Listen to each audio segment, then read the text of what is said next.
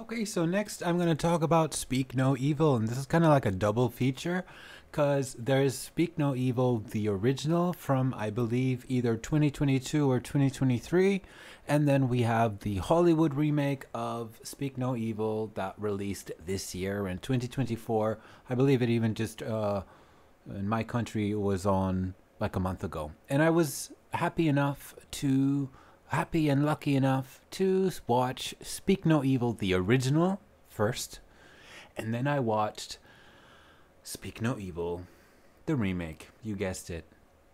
And so this is something really interesting. Like this, the original movie really had me suffer a lot.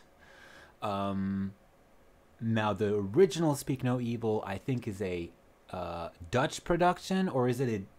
Oh, it's from Denmark, or from the Netherlands. I think both. Maybe a co-production of both countries, and people from involved from both countries, and so.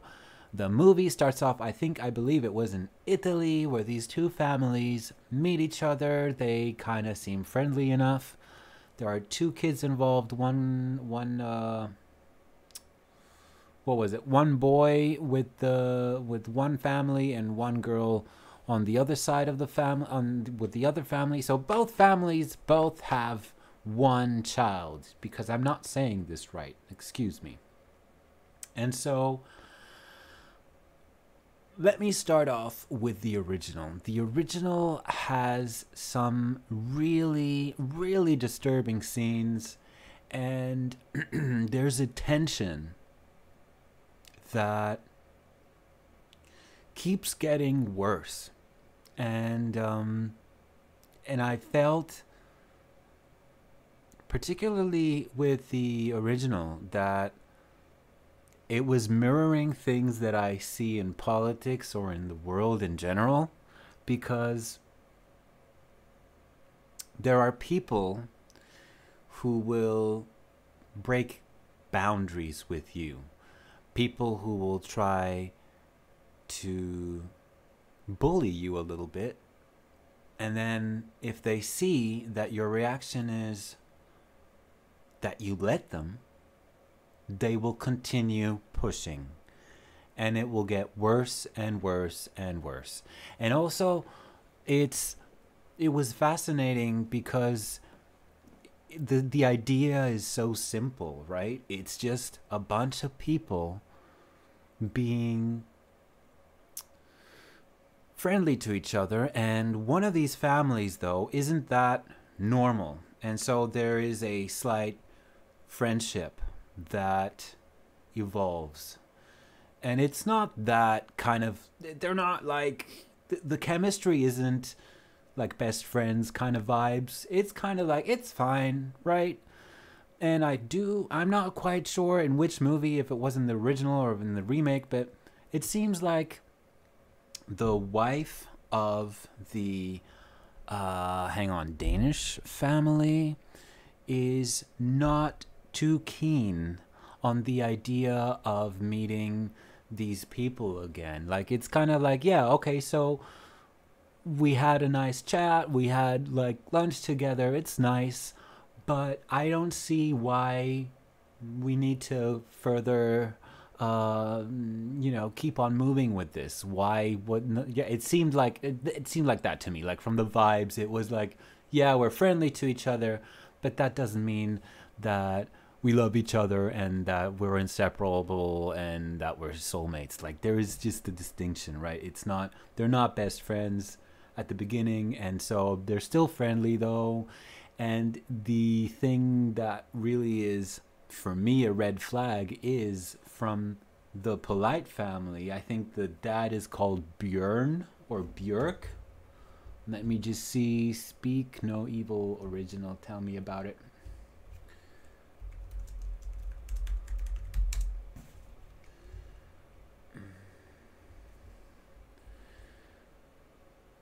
Björn and Louise from Denmark are with their daughter Agnes in the, is it Toscana in English as well, I suppose?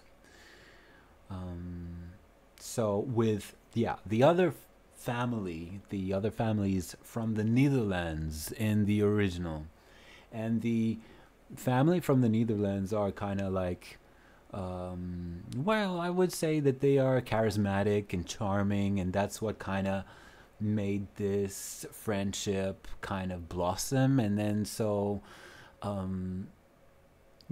would never, and I'm not sure if you guys feel the same, but you can let me know.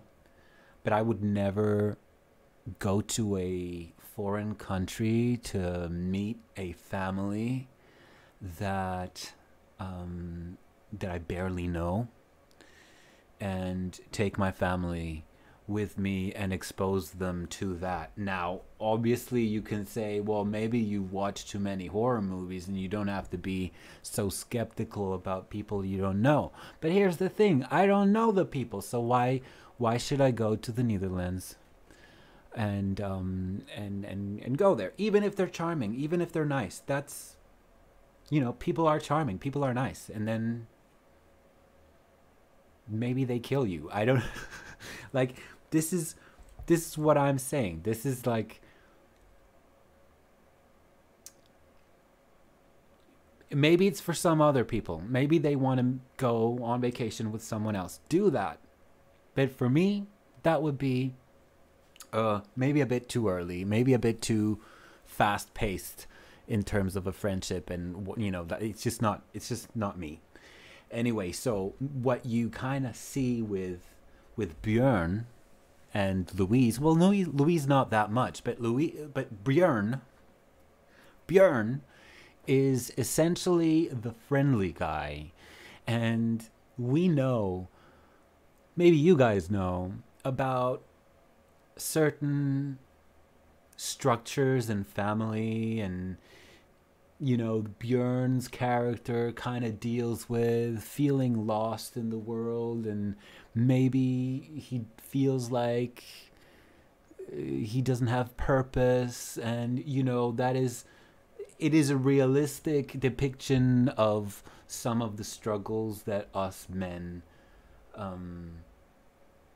deal with. Some of us, not all of us, but still, I think it is part of the society that we have created, but this doesn't always happen with men, right? Women can also try and be the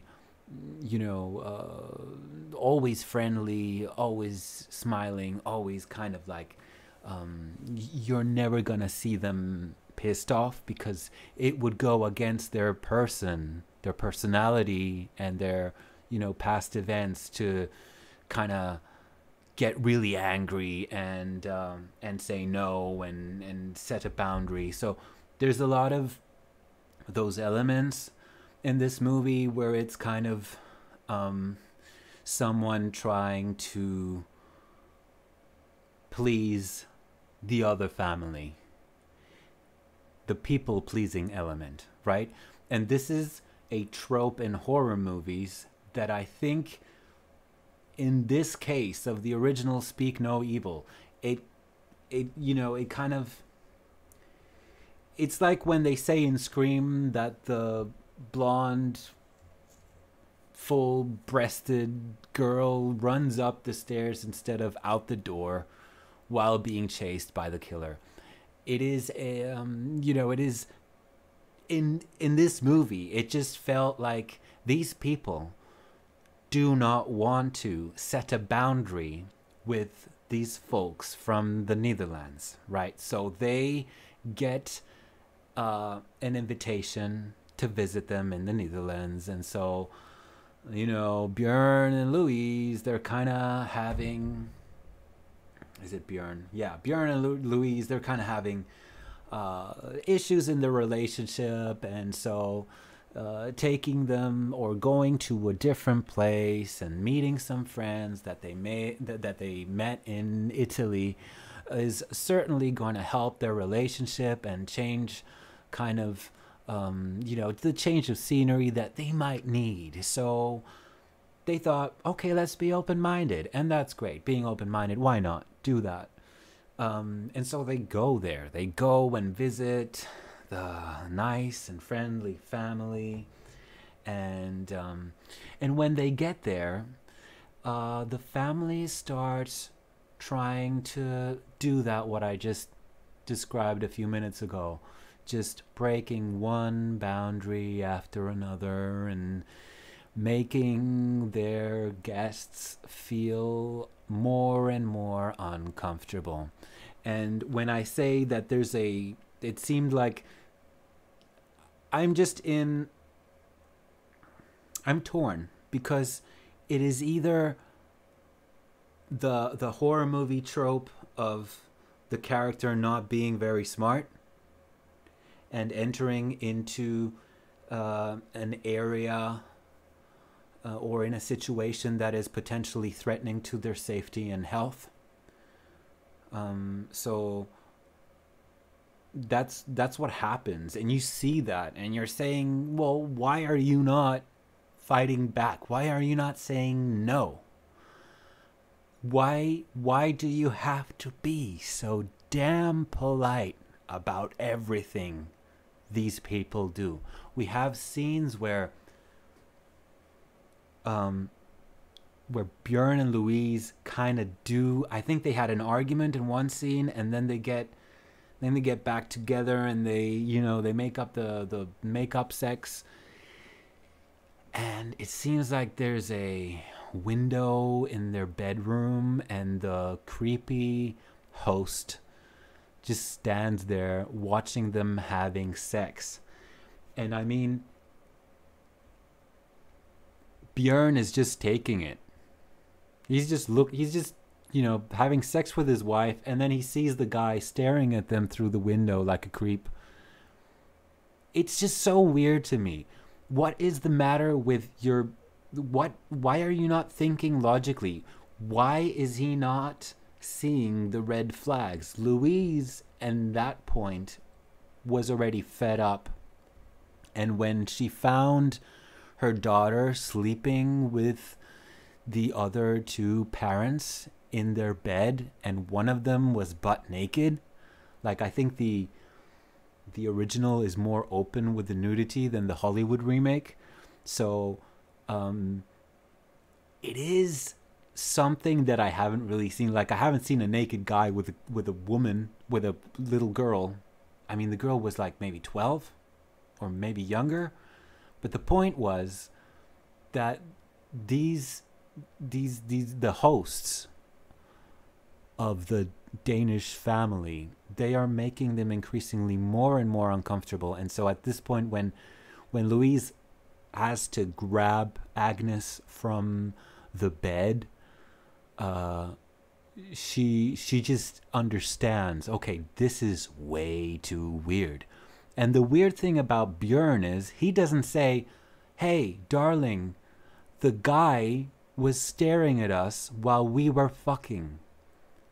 And I don't understand how he does not mention this to her. There are things that happen in that sort of in that sort of creepy realm where he just doesn't seem to do anything, and she's the one who's getting more and more worried. And I'm sure that if she'd know more things that have happened that Björn isn't really talking about, she would be pulling them both out of that house and leaving to catch a plane and to return back to Denmark. So that's kind of like the scary thing about it, because you have one, imagine being Louise and being with this man that isn't really acknowledging the threat or the abuse even that they are receiving from this family that they don't even know that well. Now, there's another element to this that is important for both the movies, and it's one of the kids, the kid from the host.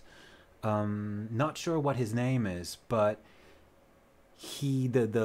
both the parents tell Louise and Björn that he doesn't have a fully developed tongue, and that's why he can't speak. And the kid is very awkward, very kind of like introverted. He doesn't get out of his shell anymore. He seems scared, and you kind of see that the more the as the movie progresses, you can see the dad, his dad, the host of this nightmare vacation, being more and more abusive to his son. And so these are things that are all red flags, and it kind of does remind me, and it was more present in the original than it was in the remake. It kind of reminds me of some of the politicians that we have in the world that will just lie to you, say what you want to say, what you want to hear, and then well, manipulate you, and then have you be in a situation where you are unsafe. And so I think these forms of manipulation are a pattern that we see a lot nowadays, and it's 2024 now, so a lot of people are toxic, and a lot of people are just very scary. I find that's the scary thing of our time, I guess. And so I don't know how deep into spoiler territory I can go here, but the thing that really, I almost felt really upset at the end of the movie, because I guess that Björn's ineffective behavior and his constant need to please people will be very much his nightmare and the end of himself if he doesn't act a certain way or start defending himself. And that's kind of the scary thing. Like, how polite are you going to be?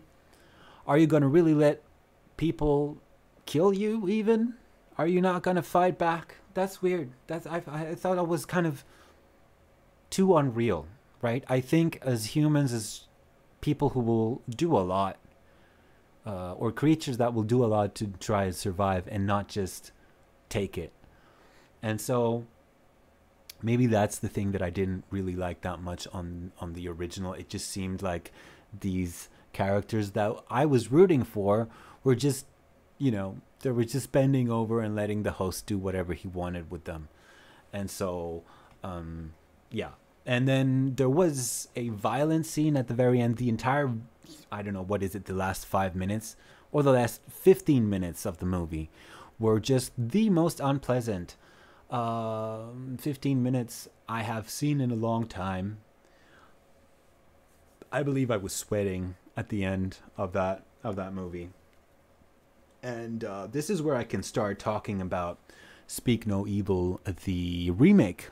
Now, that was a pleasant surprise, because here's the thing. I don't mind when a horror movie goes there and is cruel to all their characters and shit happens and shit gets real.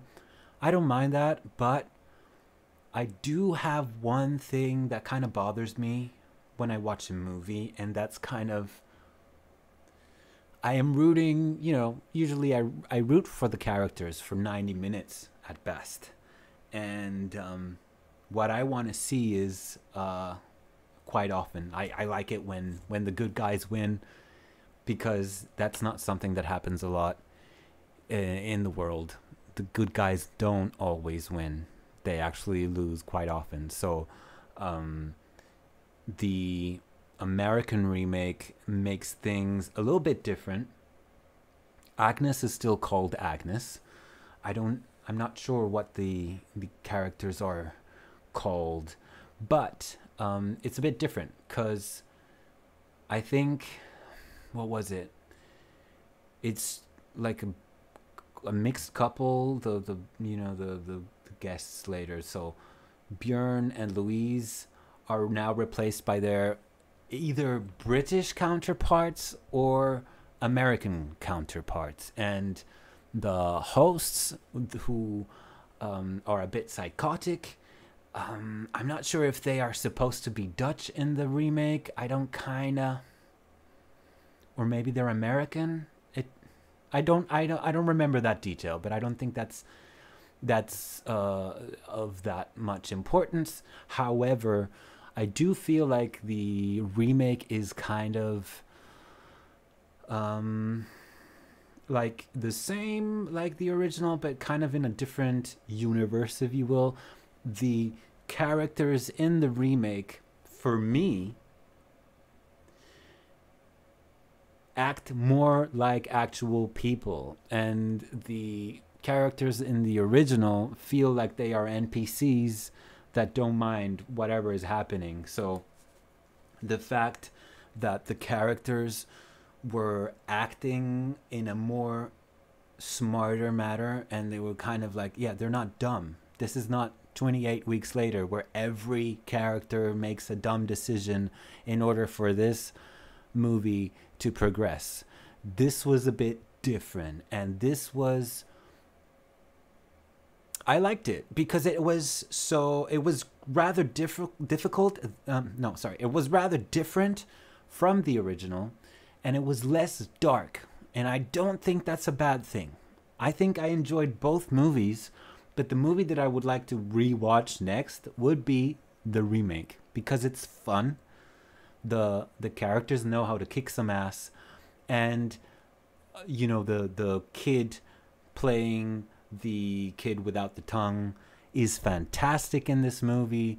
The way these two movies made me feel at the end couldn't be a greater contrast. Like, I remember watching the original and feeling almost sick to my stomach, and I'm surprised that it is classified for people from 16 years up in my country. I thought this would have been a 18 only movie, like for adults only, because I thought it was really that dark. Now the original is also for people that are 16 years and up. Now I find this movie was way less traumatizing. It is still horrifying, the fact that the host family, let me just say the Dutch family, if it really is a Dutch family, could have been an American family too, I'm not sure, but anyway, the evil family is evil, and they're psychotic, and they will lie, and they will do stuff, and they will do it with a straight face, no remorse. And again, this reminds me of the real grifters of our society and our world, that they exist, that they are here, and they are manipulating, lying, cheating, and doing even worse things to people. And so I'm not sure, there's no sequel baiting in either of these movies, so I don't think they will get a sequel, even though I do think that they could have done that. And after watching actually the remake, I thought that the original could have a sequel, since the endings are different. I don't think that the sequel would work with the remake, but I do think that the original could have a sequel where we could maybe see Agnes's story, and maybe she can have kind of a character arc like the boy in the remake. So I would say Speak No Evil, the remake, was just more entertaining and less traumatizing. It was just more of a fun ride that I would imagine watching this in the theater, but I watched it at home, and it was a lot of fun. And the performances in both movies, like, the original has an ending that is like what was the word that I used before? It was what I would say is a complete escalation of the things happening. And watching the remake, I really didn't know how this was gonna end, but the way this movie ended, it put a smile on my face. And yeah, it was one of those endings that for me was absolutely satisfying to watch. And I think I don't know, Speak No Evil really did a number on me. It left an impression for sure. So yeah, I'm really happy about that. Really happy that I saw both movies. Did you watch those movies and did you enjoy them? Let me know in the comments, and let me know what kind of horror movies you like. I guess this is the end of my video. This was my 20K special. Thank you all so much for subscribing and for being here. And I need to say this also. Thank you so much to my Patreons. You are a gift. You are giving me more time in doing more of this. And I hope I will be providing you with more content, and I hope you will love it. Patreons are Karina, Johannes, and we have a platinum supporter, which is F78K. Thank you so much. And also shout out to Dizo for the Spotify donation a month ago. So new music will be coming out soon. I will start teasing and talking about my next track. Yeah, I think I've said a lot. Yeah, catch me weeknights when I stream video games. It's sometimes it might be quite late. Sometimes I start at 1 a.m. Sometimes I start at 2 a.m. and usually it's for 1-2 hours. Join me as I fight zombies or whatever the hell I'm playing. It could be Star Wars, or it could be Resident Evil or Dead Space. I have just finished Silent Hill 2. You can check out the full playthrough of my first playthrough of Silent Hill 2 in one of the playlists. And also, I finished my Dead Space campaign walkthrough, and I hope you check that out as well.